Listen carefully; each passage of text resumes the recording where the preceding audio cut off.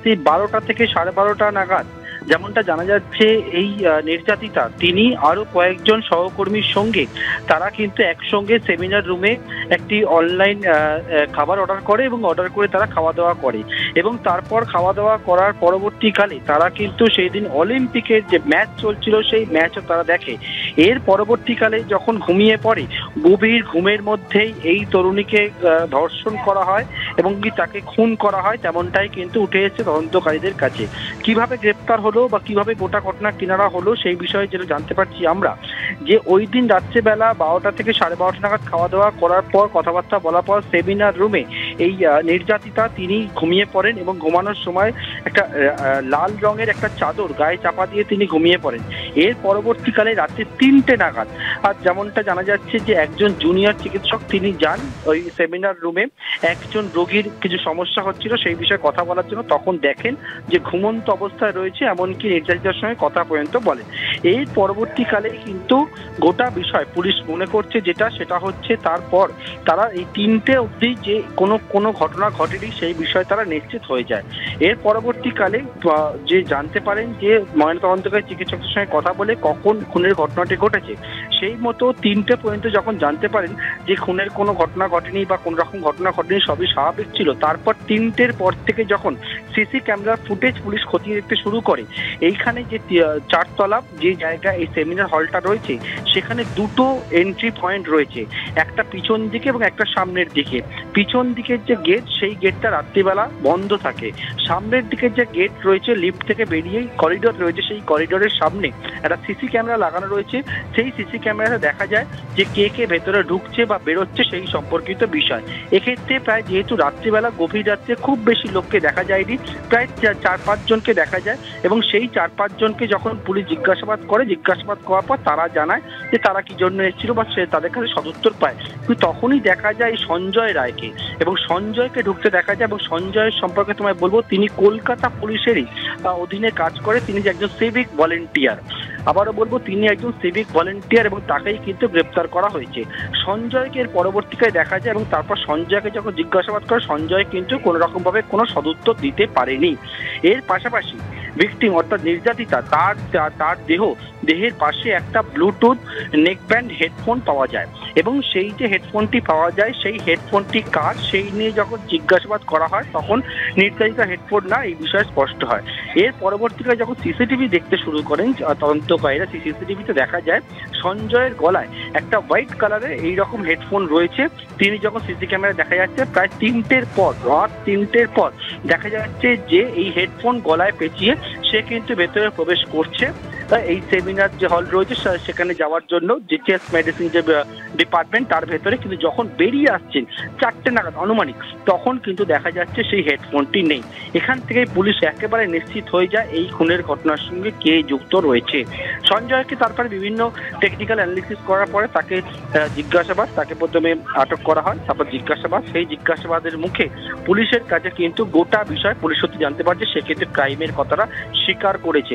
গভীর ঘুমের মধ্যে যখন ছিল নির্যাতিতা তখনই কিন্তু তার উপরে এইরকম পাশবিক যে অত্যাচার সেই নির্যাতন চালানো হয়েছিল এবং তারপর তাকে খুন করা হয় এবং খুন করে সে কিন্তু পালিয়ে যায়।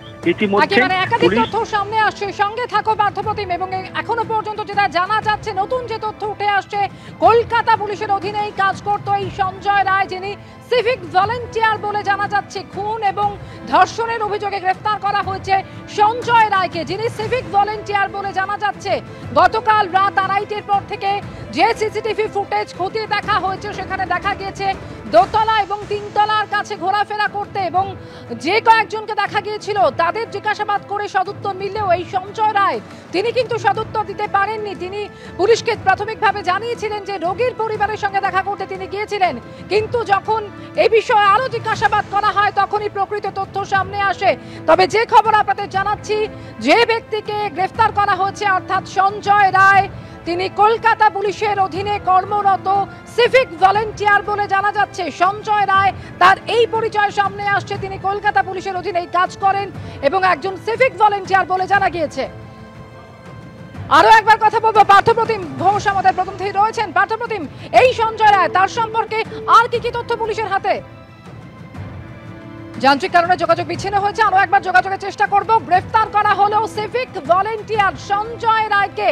সঞ্জয় রায়, যাকে আরজিকর হাসপাতালের মহিলা চিকিৎসককে ধর্ষণ এবং খুনের ঘটনায় গ্রেফতার করেছে পুলিশ। ইতিমধ্যেই সেই সঞ্জয় রায়, তিনি একজন সিভিক ভলেন্টিয়ার বলে জানা গিয়েছে।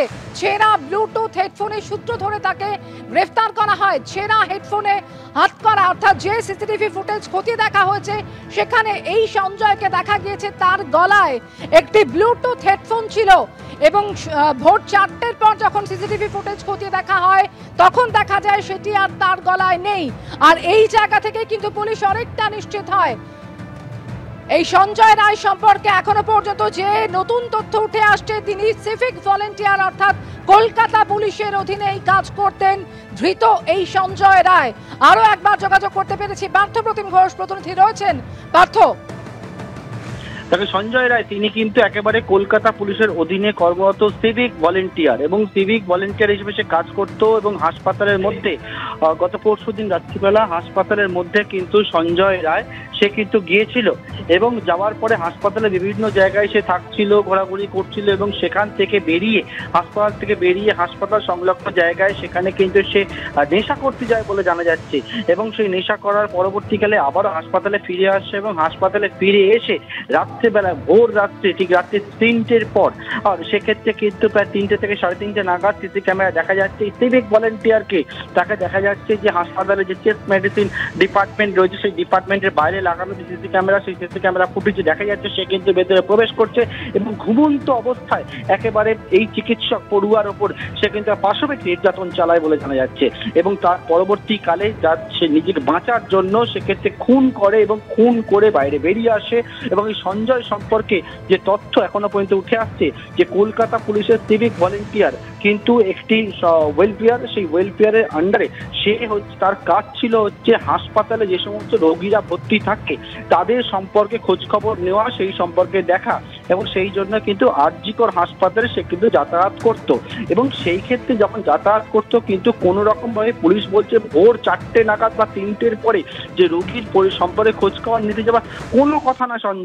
সঞ্জয় একেবারে পুলিশ বারবার করে কলকাতার পুলিশ কমিশনার তিনি বলছেন ক্রিমিনাল মাইন্ডের।